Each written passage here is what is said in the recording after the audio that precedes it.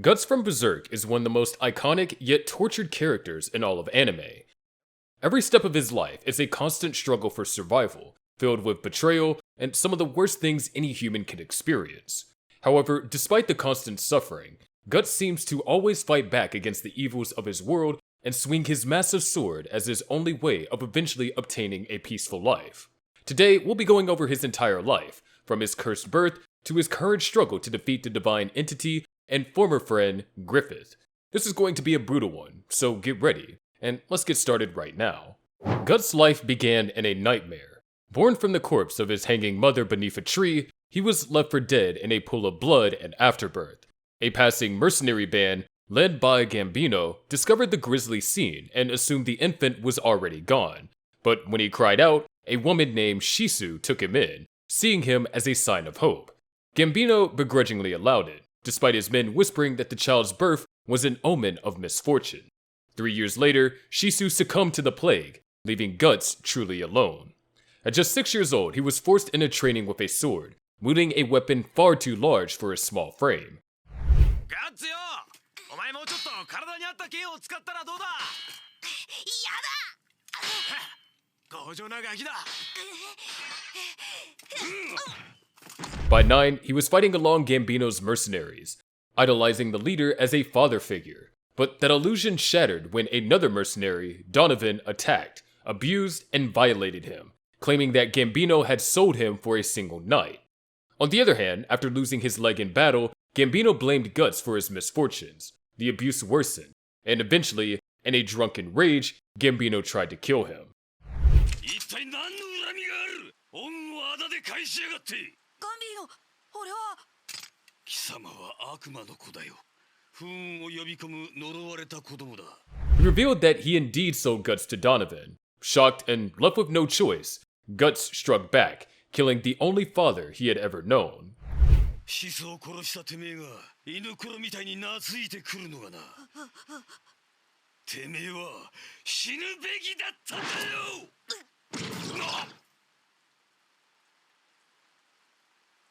The other mercenaries turned on him instantly, branding him a murderer. Forced to flee, he ran until he reached a dead end and was shot off a cliff. His unconscious body was left to fate, but he survived, only to be scooped up by another mercenary group, one that saw him as nothing more than another expendable soldier. Guts, still just a boy, found himself on the losing side of yet another battle. Captured alongside his comrades, he was sentenced to forced labor. There, he met a man named Martino, who tricked him into thinking that they could escape together. Instead, Martino used Guts as a distraction and left him behind to be recaptured and thrown into a freezing prison cell. In that dark and lonely place, Guts encountered something unexpected, a spirit named Chich, a Forlum flower fairy. She took pity on him and nursed his wounds, giving him the strength to fight again. But healing him came at a cost. As she used the last of her magic, Chith withered away, leaving behind only a few petals. Determined to honor her sacrifice, Guts swore to take what remained of her to a valley of flowers like her. He fought his captor's son in brutal combat, winning his freedom just as his mercenary allies stormed the castle. With blood and fire in his wake, Guts kept his promise, laying Chith's petals to rest in the valley of radiant blooms before continuing his endless march forward. At 15, Guts was already a seasoned fighter, cutting down enemies with brutal efficiency. During a siege on a military garrison, he took down the formidable warrior Bazuso, shifting the tide of battle. But his victory made him a target. Members of the Band of the Falcon, a rising mercenary group, attacked him to claim his reward. He cut through most of them with ease, until he met Griffith.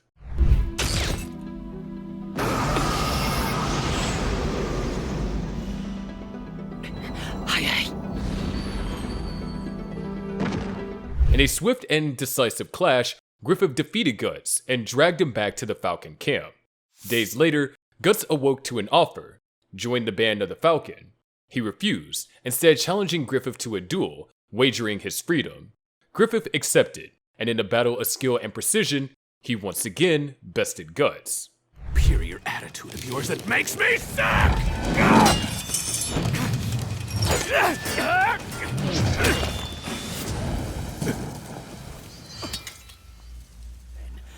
But you're going down! True to his words, Guts was forced into the ranks of the Falcon, but not everyone welcomed him. During one of his first raids with the Falcons, Guts found himself surrounded when his horse was killed. Before the enemy could strike him down, Griffith, Judeau, and Pippin intervened, ensuring his survival. That night, as the Falcons celebrated their victory, Pippin pulled Guts into the festivities, where he found himself cautiously welcomed by Judeau and Rickard. The next day, Griffith summoned him. Guts found the commander bathing, leading to an oddly playful water fight.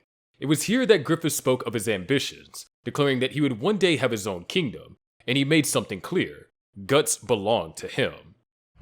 You must fight for me, because you belong to me.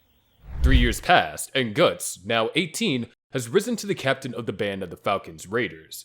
Their success on the battlefield earned them formal recognition by the Midland Army and the war against Tudor. But in one crucial siege, progress stalled. A monstrous warrior was tearing through Guts' men, piling up bodies inside the enemy stronghold. Frustrated, Guts stormed in alone, only to come face to face with a nightmare.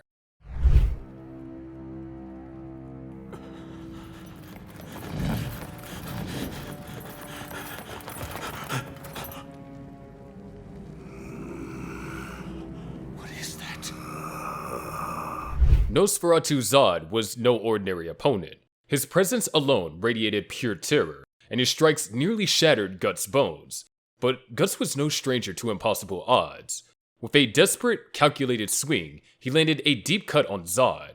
This was a feat no human had achieved in 3 centuries. The demon only grinned, delighted to have found a warrior who could actually wound him. Then, in an instant, Zodd transformed, revealing his monstrous true form.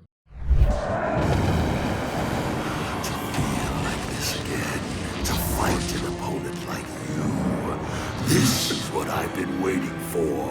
I have soldiered on for 300 years to meet someone like you!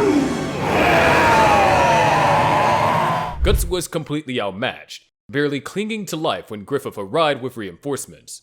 Together, they managed to wound Zodd, but the battle took a sudden turn when the demon noticed Griffith's crimson Beherit. He halted his attack, and instead delivered a cryptic warning.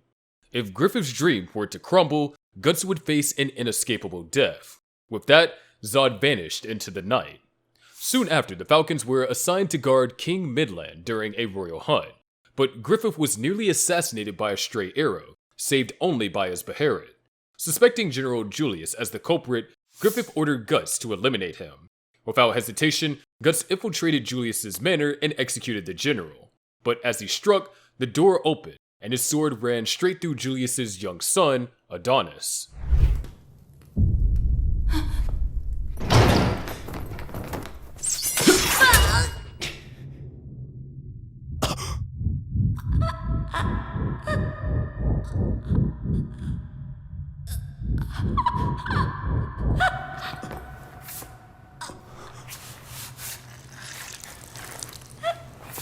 The child's lifeless eyes haunted him as he cut his way through the castle guards, escaping through the sewers.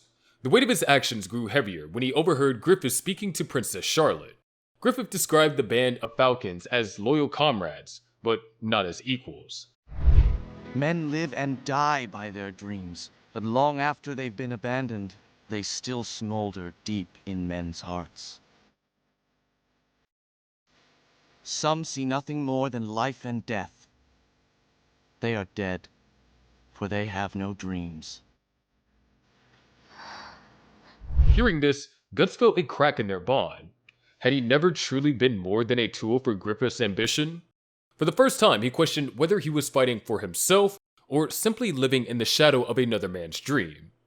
After a few days, during a battle with the Blue Whale Knights, Guts noticed Casca struggling against an enemy commander, Adon.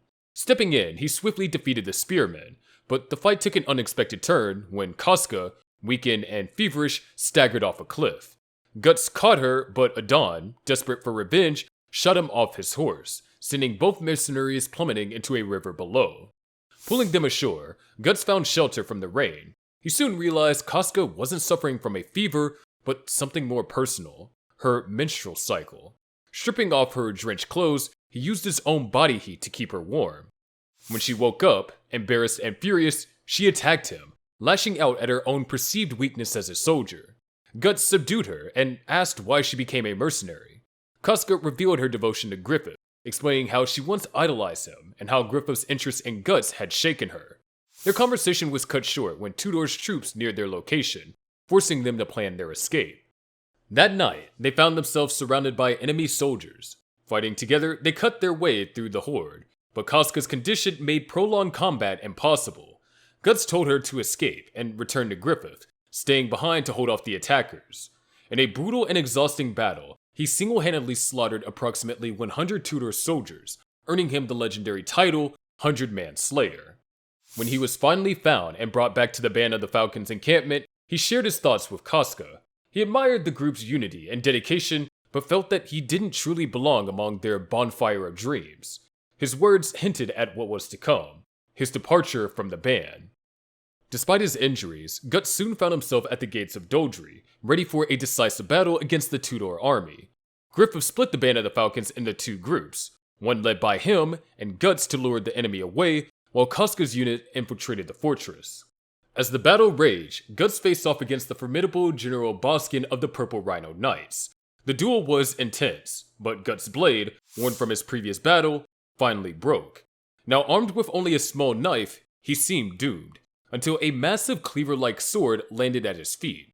Wielding it with raw strength, Guts decapitated both Boskin and his horse in a single crushing blow. Moments later, cheers erupted from the fortress. Casca had successfully taken Doldry. With their general and stronghold lost, the remaining Tudor forces scattered in defeat. The Band of the Falcon returned to Midland in triumph, celebrated by the kingdom's citizens and nobility. A month later, Guts made his decision. He would leave the Band of the Falcon. He had fought for Griffith's dream long enough, but now he sought his own. On the morning of his departure, Judeau, Corcus, and Casca intercepted him, demanding an explanation.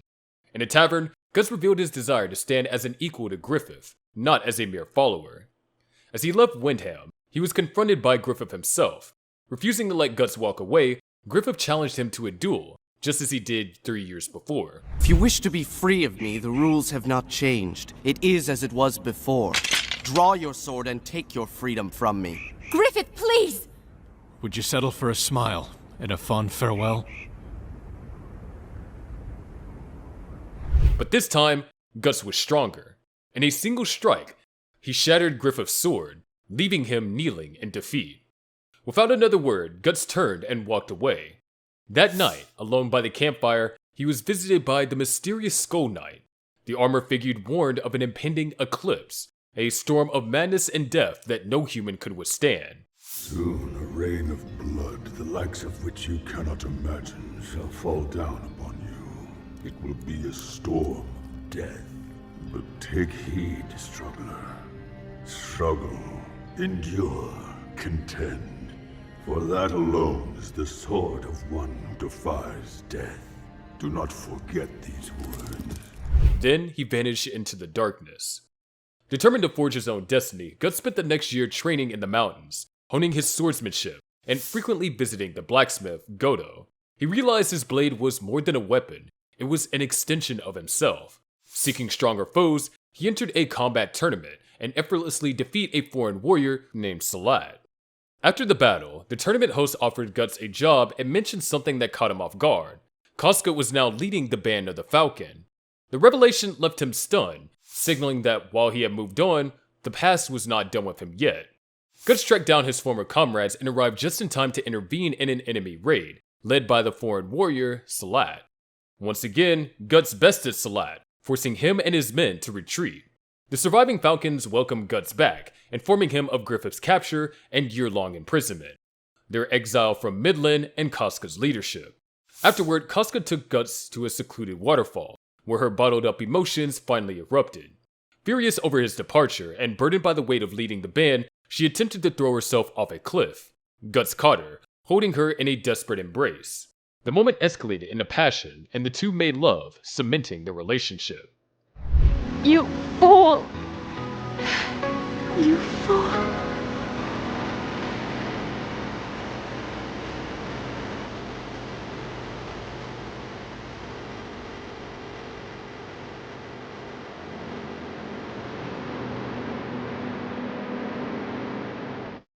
With Guts back, the band of the Falcon organized a rescue mission. 3 days later, they infiltrated Windham's sewers with the help of Princess Charlotte. Deep in the Tower of Rebirth, they found Griffith, a broken man tortured beyond recognition. His body was flayed, his tongue severed, and his tendons cut. Overwhelmed with sorrow, Guts embraced him, not realizing Griffith weakly attempted to choke him. Fueled by rage, Guts slaughtered the jailer responsible for Griffith's suffering. The rescue team escaped through the sewers, battling assassins sent to kill Griffith. Once outside the city, they made their way towards Midland border, only to be intercepted by the Black Dog Knights, a ruthless unit led by the Apostle Wild. Despite their best efforts, the Falcons struggled against Wild's monstrous form. Guts temporarily incapacitated him, but Wild rose again, grabbing Griffith and exposing his grievous condition to the horrified Falcons. Wild demanded Griffith summon the Godhand, but when Griffith failed to respond, the Apostle realized the Crimson Beherit was missing. Suddenly, Zodd appears, ripping Wild in two. Before flying off, he ominously told Griffith that his Beherit will soon return to him. At the border, the Falcon confronted the harsh reality. Griffith would never lead them again. Casca urged Guts to leave, believing it was the only way he could fulfill Griffith's idea of a true friend. Overhearing this, a distraught Griffith, barely able to move, seized a carriage and fled. The Falcons pursued, only to watch him crash into a lake. As Guts reached Griffith, the world around them shifted. The Crimson Beherit had returned. They were transported to a nightmarish realm where monstrous beings welcomed them to the Eclipse.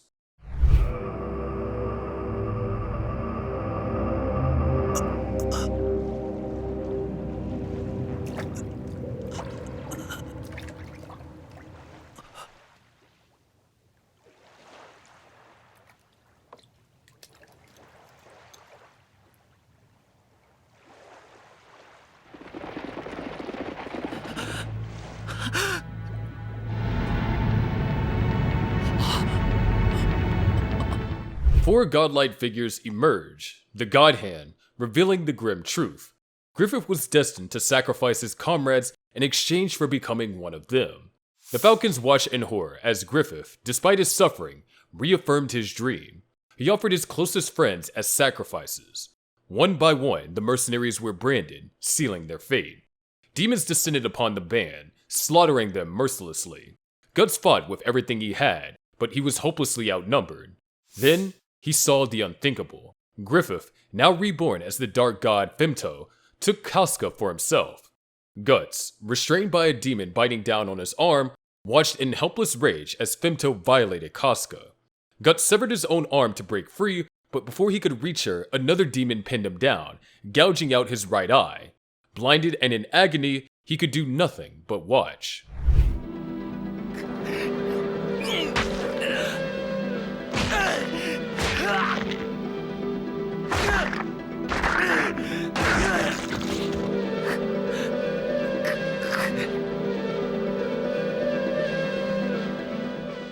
At the last moment, the Skull Knight breached the Eclipse, rescuing Guts and Casca. With supernatural speed, he evaded Femto's attacks and escaped the Nightmare Realm. 4 days later, Guts awoke in the blacksmith Godhau's cave, only to find Casca mentally broken. The trauma had shattered her mind, leaving her unable to recognize him. Overwhelmed with grief and rage, he ran off into the night, where he was attacked by vengeful spirits drawn to his brand of sacrifice.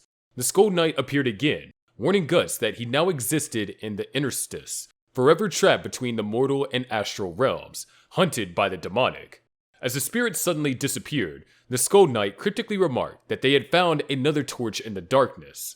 Realizing Casca was in danger, Guts rushed back to find her surrounded by ghostly entities.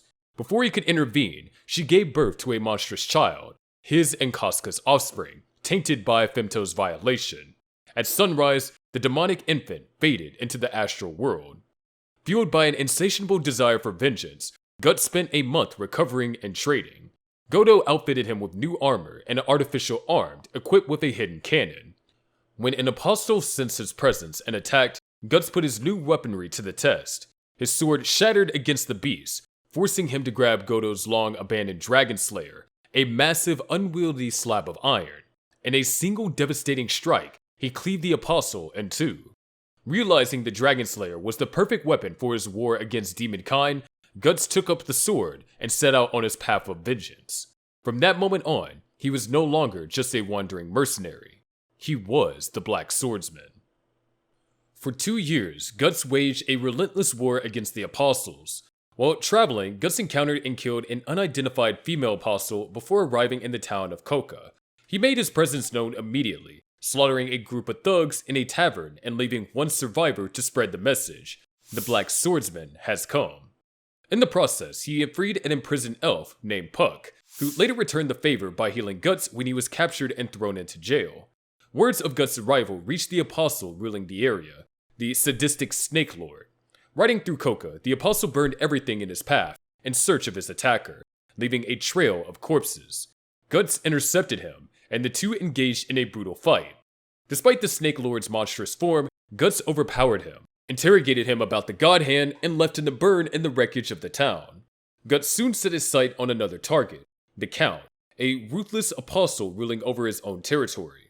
He arrived in town during a public execution of supposed heretics and was quickly targeted by the Count's guards, led by Commander Zondark. Dispatching the soldiers with ease, Guts badly disfigured Zondark and escaped with help from Vargas, who was a deformed man with a personal vendetta against the Count. Vargas revealed that he had once been tortured by the Count and had stolen a mysterious beherit from him 7 years prior. He showed Guts a secret passage into the castle, but before their plan could unfold, they were ambushed by a transformed Zondark.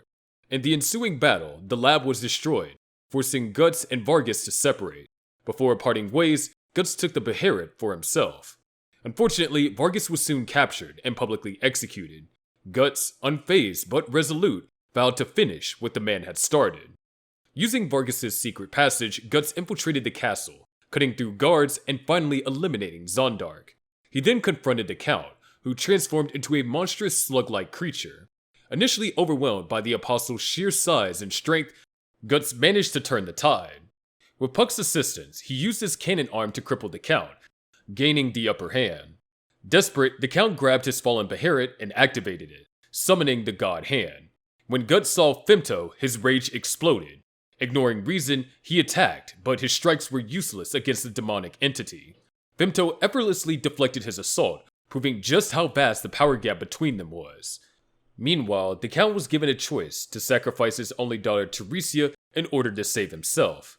Terrified, yet unwilling to go that far, he hesitated. The Godhand showed no mercy. Denied his sacrifice, the Count was dragged into the abyss by damned souls. As one branded for sacrifice, Guts was newly pulled in as well, but he managed to free himself with a blast from his cannon as the temporal rift collapsed. With the nightmare over, Guts found Teresia on the verge of suicide. He stopped her, but rather than comforting her, he planted a different emotion: hatred. He coldly accepted responsibility for her father's death, giving her a reason to live, revenge against him. Fueled by her anger, she swore vengeance. During his travels with Puck, Guts stumbled upon a group of bandits holding a girl named Jill hostage. Before he can intervene, an evil spirit-possessed tree animates and scatters the bandits, leaving Guts to battle the creature until dawn. Jill takes him to her village, where he learns about Misty Valley. It was home to a swarm of child-snatching elf-like creatures led by an apostle named Rosine. Not long after, the so-called elves attacked the village, and Guts discovered a grim truth. The creatures are actually the kidnapped children, transformed by Rosine's power. He burns them without hesitation, horrifying the villagers who blame him for the charred corpses left behind. Using Jill as a hostage, he escapes the village and sets out to eliminate Rosine. Jill follows Guts, but he dismisses her as a nuisance. This backfires when Rosine abducts the girl, forcing Guts to track her to the Misty Valley. There, he finds the bandits from earlier, now mutated into grotesque pseudo-apostles serving Rosine.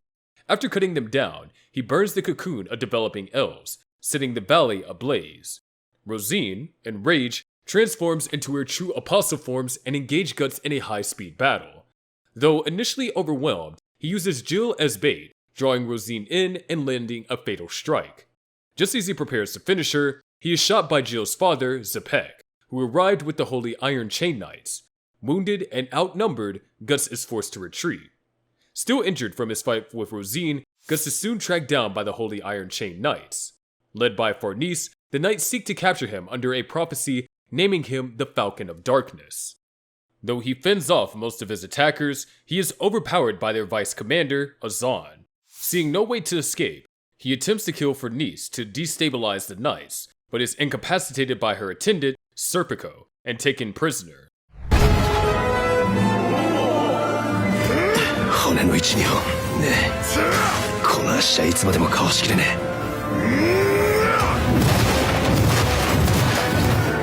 えそれにこのおっさんただの怪力バカじゃねえ己チョコバカとさみだれつけ At the knight's encampment, Farnese interrogates Guts, attempting to break him. He mocks her blind faith, exposing her inner doubts. That night, Puck frees him, allowing him to reclaim his weapons, take Farnese hostage, and escape. Spirits, drawn by his brand, pursue them, shaking Farnese's already fragile beliefs. During their escape, they encountered a possessed horse attempting to violate Farnese, triggering Guts' memory of Casca suffering during the eclipse. Enraged, he slaughters the possessed animals. As dawn nears, Farnese, now possessed herself, begins to attack Gus in a lustful frenzy. The spirits release her at sunrise, and Serpico arrives, retrieving his shaken mistress. Still recovering, Guts is visited by his demon child, who imparts a vision of Casca burning at the stake. Determined to find her, he returns to Godhau's, only to learn she is missing. Rickert informs him of Albion, a city overrun with refugees fleeing a plague, Guts' next destination. On his way to Albion, Guts dispatches a group of Bakiraka scouts, catching the attention of a young thief named Isidro, who begins following him. Soon after, the Skull Knight intercepts him, warning of an impending event that will return the Falcon to the physical world. Arriving in Albion, Guts and his allies locate Casca in a cultist den.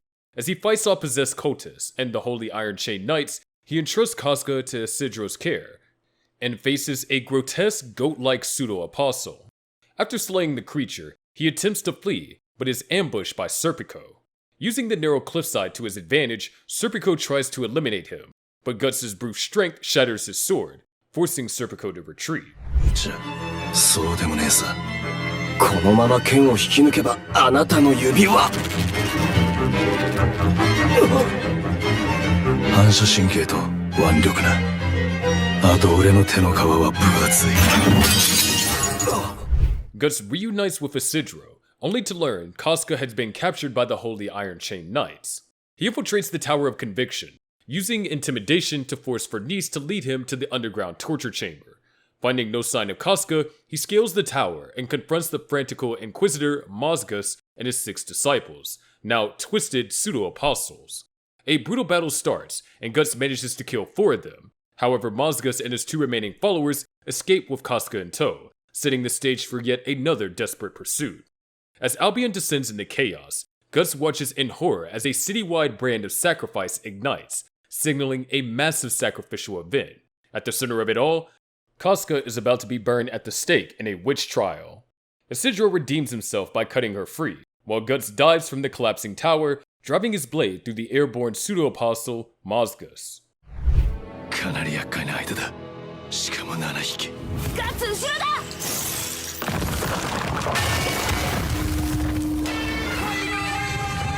すげえ俺様のセコンドがあったればこそだ小僧頭の上に変なもんが Mozgus transforms into a monstrous armored form, his only vulnerabilities being his mouth and an exposed part on his sternum. Despite suffering heavy injuries, Guts exploits these weaknesses, finally striking Mozgus down. But victory is short-lived. A tidal wave of anguish materializes from Albion's tormented dead, consuming countless refugees. With nowhere left to run, Guts, alongside Puck, Isidro, Farnese, Serpico, and a knight named Jerome, hold the monastery's last defensible position. They light torches, using fire to ward off the encroaching malice until sunrise. As dawn breaks, the dark tide vanishes, and Albion crumbles completely. Before the survivors can recover, a Kushan force ambushes them. Amid the chaos, Nosferatu, Zodd, and the Skull Knight arrive, pointing towards a distant pillar of light. As Griffith emerges in his new form, Guts is momentarily consumed by rage, ready to strike. But a single thought stops him: Casca. Realizing he's about to abandon her again for revenge, He instead mounts a Kushan horse, taking her with him, while Zodd carries Griffith away. Returning to Godot's home, Guts learns of the blacksmith's passing. Erica asks him to stay with her and Casca, and for a moment he considers it. However, upon hearing of a silver-haired visitor speaking with Rickard, he rushes to the Hill of Swords, where he comes face to face with Griffith. Standing atop the graves of the Band of the Falcon, Griffith admits he felt nothing when sacrificing them. Enraged, Guts lunges at him, only for Nosferatu Zodd to intercept the blow. The two warriors engage in a fierce battle, with Zodd destroying Godot's mind in the process. Amid the chaos, Casca runs towards them, but is nearly crushed by the falling debris. Surprisingly, Griffith saves her. This unexpected act shakes him, and without another word, he departs with Zodd.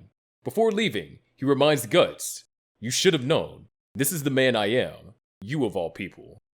In the aftermath, Guts finally tells Rickard the truth about the Eclipse, but when Rickard asks to join him, Guts refuses, knowing the boy could never truly hate Griffith. With nowhere safe for Casca, he sets off for Elfhelm, where Puck claims she will be protected. With only Puck as an ally, Guts alone defends Casca from relentless specters drawn to their brands of sacrifice. One night, a possessing spirit briefly overtakes him, and he nearly strangles her. The incident shatters what little trust remained, leaving Casca afraid and hostile towards him. He begins tying her up to prevent her from wandering off. One day she escapes and stumbles upon a band of rapacious thieves. By the time Guts arrives, the men are dead, and Casca stands blood-covered and enraged. When he restrains her, the berserker within him stirs, and he nearly forces himself on her before regaining control. Disgusted with himself, he realizes the depths of his descent into darkness. That night, Puck returns with Isidro, Farnese, and Serpico.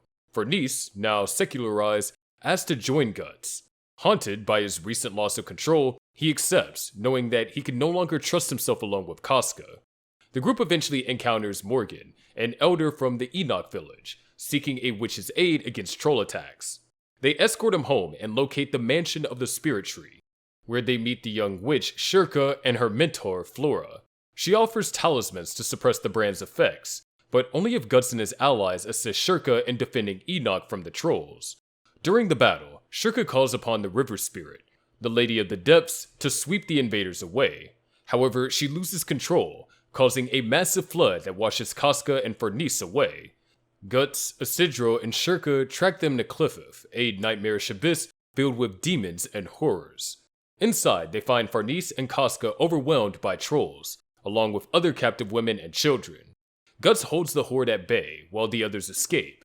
Amid the carnage, Slan, a Godhand member, materializes from the corpses, delighted to meet Guts again. She ensnares him, slicing open his chest and tempting him to use his Beherit. Before Slan can break him, the Skull Knight arrives. Seizing the moment, Guts drives his Dragon Slayer, now imbued with malice from slain astral beings, through Slan, dissolving her form. With Griffith collapsing, Skull Knight banishes the remaining creatures into the abyss. After escaping from the Griffith, Guts and his companions head back to Flora's mansion. But before they can reach safety, Guts collapses from an astral wound inflicted by Slan. As they approach the mansion, Shirka senses a breach in the protective barrier, and Guts' brand of sacrifice begins bleeding.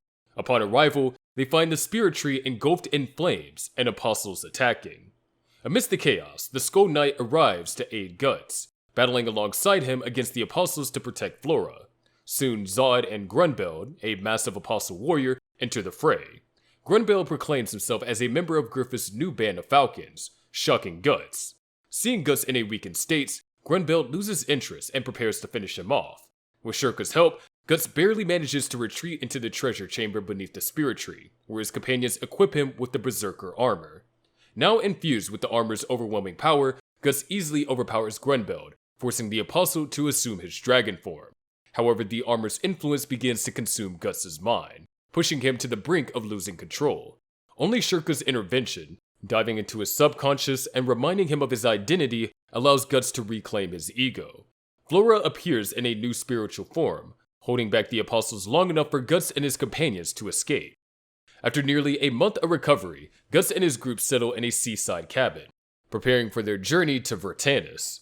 One night, the Skull Knight warns Guts that the Berserker Armor comes at a cost, explaining that prolonged use may rob him of his humanity. He also reveals that Elfhelm's ruler, the Flower Storm Monarch, might have the power to restore Casca's mind.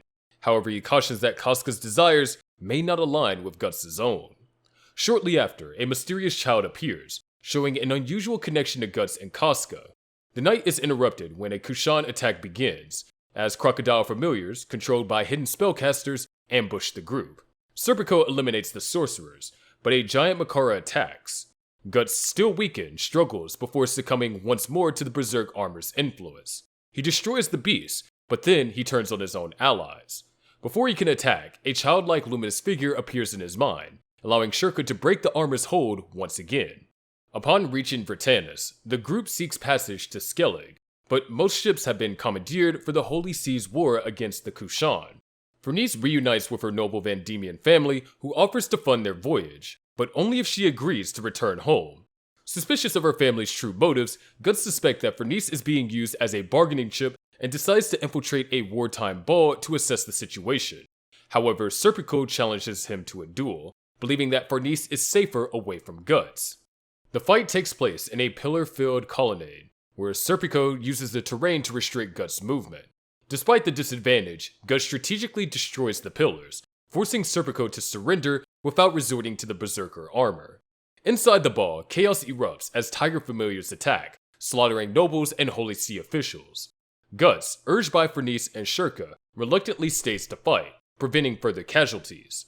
Afterward, he asks Farnese if she truly wishes to return to nobility. She dismisses the question, claiming she just wanted a brief taste of her old life.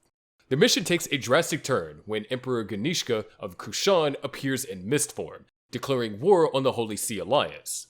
Realizing that the city will soon become a battleground, Guts and his companions secure passage on a warship, captained by Roderick, Farnese's suitor.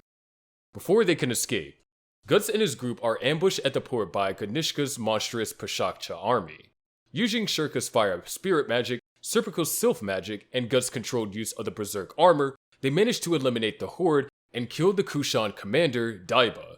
Enraged by his subordinate's failure, Ganishka strikes both Daiba and Guts with lightning, then offers Guts the chance to join him, impressed by his strength. Guts rejects the offer, and before Ganishka can strike again, Griffith's apostles arrive, led by Zodd. The band of the Falcons launch an aerial assault on Ganishka, but the Emperor effortlessly repels them. A wounded Zodd crashes into Guts, and the two form an uneasy alliance. Riding on Zodd's backs, Guts soars through the air and plunges the Dragon Slayer into Ganishka, causing the Emperor's mistform to dissipate. After the battle, Guts provokes Zodd by inquiring about Griffith's whereabouts, hinting at his unresolved vendetta. However, Guts clarifies that he has no interest in their war, prompting Zodd to leave the fight for another day. Aboard the Seahorse, Guts and his crew witness the transformation of the world with the emergence of Fantasia. As they travel the Western Sea, they face multiple attacks from the undead pirate Bonebeard and his ghostly crew. During their second encounter, Bonebeard's forces severely damage the Seahorse, forcing them to dock on a remote island for repairs. However, the island's inhabitants, aside from one lone survivor, have been transformed into monstrous tentacles of the Sea God. Guts engages the Sea God's extensions in battle, but when Bonebeard's ship unleashes additional tentacles, he's pushed to his limit. In desperation, he succumbs to the Berserker Armor's power.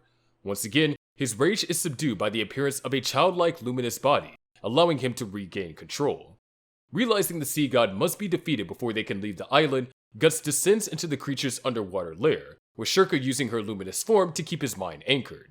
He navigates through the beast's monstrous defenses, eventually slicing through his stomach lining to reach his heart.